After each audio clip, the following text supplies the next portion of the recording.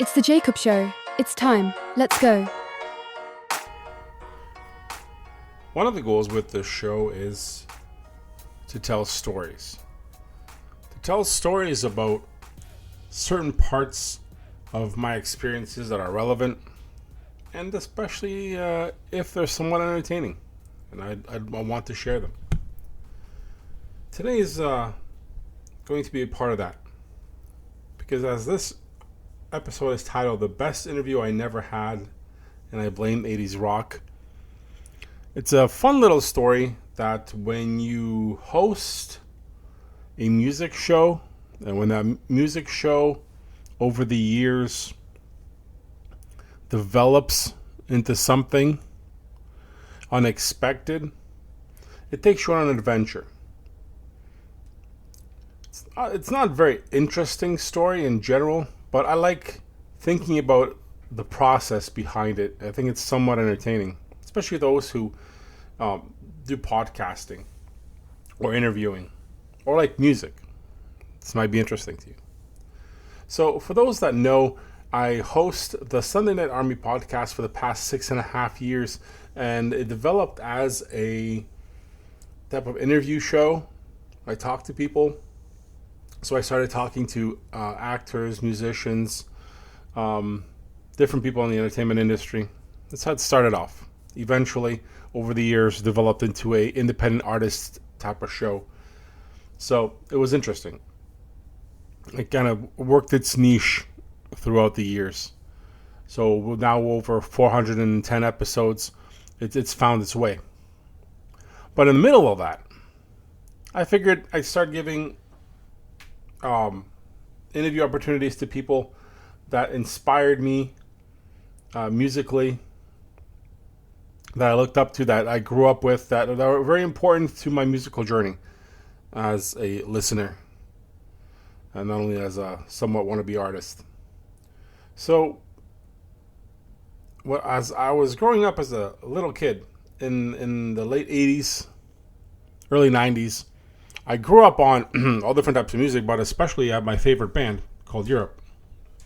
It's a Swedish rock band, most notably famous for the Final Countdown song that's played everywhere at all sports venues around the world. Probably their most popular song. To me, that song is my least favorite because it's so overplayed. It's so used everywhere around the world. You can't miss it. It's everywhere. But this being something I grew up on, it became my favorite band easily. And I listened to their stuff. Every album, I bought most of the albums on CD. I have some vinyl too. Digital downloads of all the latest stuff. Because surprisingly, these guys took a break from most of the 90s and came back in the 2000s and have been consistently releasing albums every couple of years still. So they're doing their thing to this day. It's a band that came out in the very late 70s, early 80s with their debut album. I think it was like in 81, 82, something like that. 84, 85 came out with the Final Countdown album, which is the most popular. I kind of worked their way from there. So as a kid growing up, they kind of became my go-to, how I immersed myself and discovered that there are amazing tracks on albums that don't come out into the public. That was my kind of first introduction to that, because there's a lot of music that on their albums that is so much better than what's on the radio when that they released.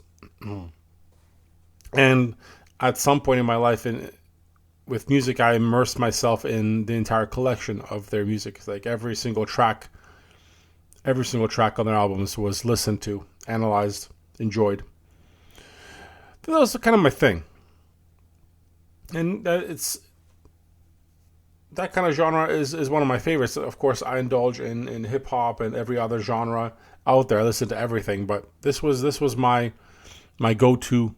What got me into listening to deep tracks and B-sides and other things like that.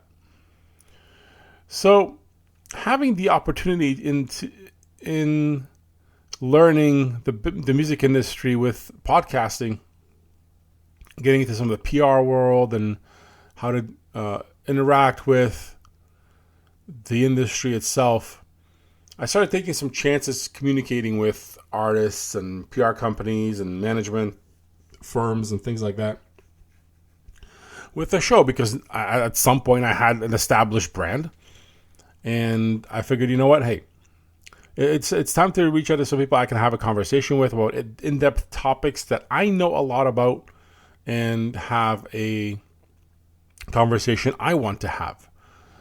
So I started researching, because it takes some time to get contacts into specific artists and start reaching out to them. So I'm like, oh, hey, it's COVID. I'm going to message. Well, first I have to find the contact for the band, and then find the contact for the lead singer of this band, and which I did. I found Joey Tempest's manager's contact and their PR firm, and I started emailing. Surprisingly, and at that time I didn't know this yet as much as I do now, but I was very lucky to get feedback almost immediately. Because nowadays, I can start emailing a bunch of people, but I'm not going to get feedback most of the time at all. For anybody that gets in, unless you're working directly and you have an established relationship with a PR company, which I only have relationships with in indie PR companies at the present moment for many reasons, and I choose to only. It's very hard to get the attention of some of these people. And I got very lucky. I got immediate feedback. So during COVID, I got in touch with direct managers in North America and Europe for the lead singer, Joey Tempest of Europe. And I started messaging back and forth and trying to establish an interview date. So as they didn't say no right away, which was great. And I was very positively surprised. Again, it was a young show. I think it was around for probably about a year at that point, the show. And I already had, some big names on the show at that time. Some of my popular names, industry-wise, were on the show very, very early in its establishment. So I was very surprised. I was like, okay, cool. This is something I can work with. And it was very positive. And it was back and forth exchanges. I'm like, oh yeah, cool. I'd love to have Joey on the show and have a conversation. So they wanted to know what I was going to talk about. So I sent them a list, probably about 20 points that I wanted to have a conversation about. And it's kind of funny because they asked like what the interview would be about. So I obliged. Again, I don't have to. At this point, they're big enough where I don't have to assume they know who I am, because nobody did at that point. So I'm like, okay, here's an outline of things I want to talk about. I don't know if it scared them off a bit, because I kind of broke down their entire journey I wanted to talk about. Joey's solo career, which I had all the albums. I still have all the albums at this time of his solo career. I wanted to break down their unreleased record that they used as a trial, because this is going to get very geeky, but the band Europe and his band members all did solo projects, and Joey did, I think, 3 solo albums himself, and I listened to them all, did the same thing, deep dive on those, and I'm a big fan of their music. So and at one point I found online their unreleased music, because what they did in the 80s is when they had music they were working on, they would go under a pseudonym and play live. So Europe, as a band, went to do live shows unknowingly at small clubs as the LeBaron Boys. So I have all the songs by the LeBaron Boys, cuts, unreleased music. So that's something not everybody knows about. So that's how they kind of tried songs on the audience. Like, hey, we're the LeBaron Boys. Here's a song. And then they'd see the feedback and see if they wanted to put it on an album. Some of the tracks by the LeBaron Boys that they released, that they tried, actually made it to some albums, which was fantastic because I have the original LeBaron Boys recording. It's all demos. And then the certain songs actually made it to actual production albums, not in the exact same form, but like 85% similar. So it's pretty interesting to see what and how they did things. So I wrote this all on in my email proposal of like things I wanted to talk about, and it's a lot. So after some of the exchanges through email, which they're super nice, don't get me wrong, they're fantastically nice. They said, "Hey, can you accept phone call because Joey doesn't have internet? He just has a phone." I'm like, no, because at that point I was doing interviews through Skype, I think, some Zoom, but it was like half Zoom, half Skype, and I didn't know you can use a phone. I didn't have that experience. I didn't have that knowledge where I could finagle and use somebody's call to get on the show and interview. So I didn't have that experience. So I kind of missed out there. And I'm like, no, I can't have him call in because I don't have the accessibility to have him do an interview over the phone and record. So that was a missed opportunity there. So they came back with, well, right now he only has his phone and where he is, so that's the only way. I'm like, okay, well, I can't do that right now. Maybe later down the line. So I tried again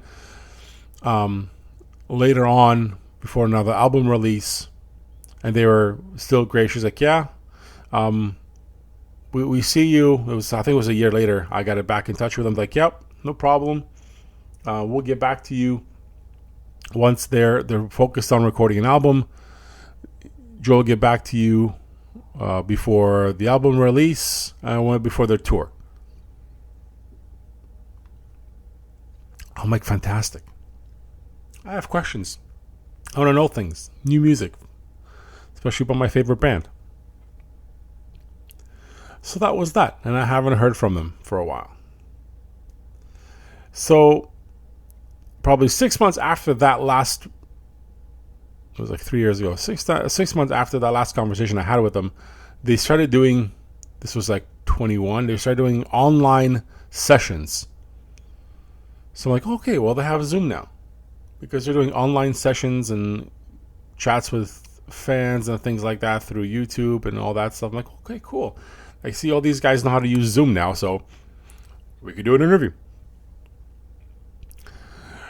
And I got very excited because I'm like, well, okay, these guys got to upgrade on technology. They're doing online shows. They're doing sessions with fans. They're doing like live feeds and all this cool stuff. I'm like, well, technology, they caught up to it. And it's time. I want to interview the lead singer of my favorite band.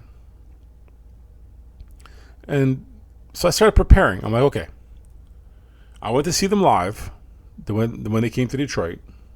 Probably my best concert ever. If we get a little sidebar here, when they came to Detroit in 2004, start from the Dark Tour, it was a very small bar, downtown Detroit,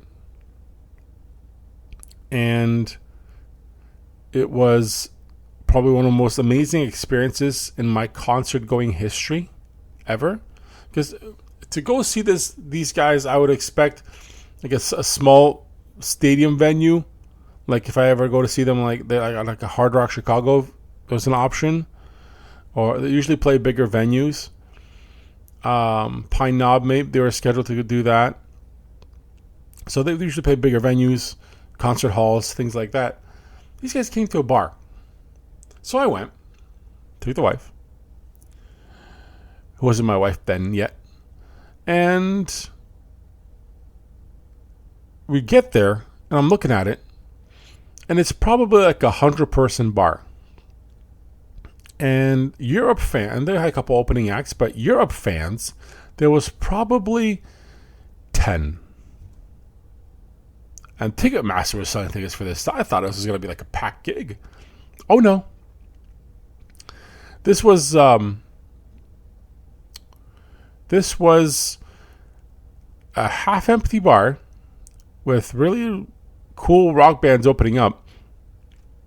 And I had a seat at one of the platformed areas, left side of the speakers of the stage. And I could just, during the show, I could sit, have a drink, get off my chair, walk down to the stage, and stand in the front row and high-five the band. So you can see where this was not only fun, but also the greatest show I've ever been to, because not only I had the privilege of seeing my favorite band, but also at any time high-five them and go sit, have a drink, come back and hang out and enjoy the music front row. Back to the story.